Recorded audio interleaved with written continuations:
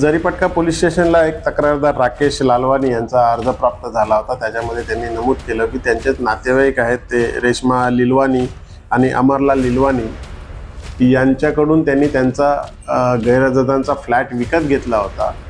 पण त्यावेळेला विकत घेतल्यानंतर घर खाली करताना गैरहजर यांनी त्यांना सांगितलं की आम्हाला नवीन फ्लॅट घ्यायचा आहे, तो पण आम्हाला सध्या राहायला जागा नाही, त्यामुळे आम्ही भाड्याने राहू।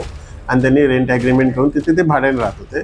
परंतु काही महिन्यानंतर त्यांनी रेंट वगैरे देण्याचं बंद केलं आणि तो फ्लॅटही खाली करून देत नव्हते किंवा त्यांचे पैसे रक्कमही परत करत नव्हते।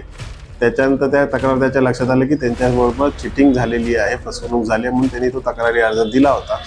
सदर अर्जाची चौकशी केल्यानंतर आम्ही वरिष्ठांच्या परवानगीने तो गुन्हा दाखल केलेला आहे।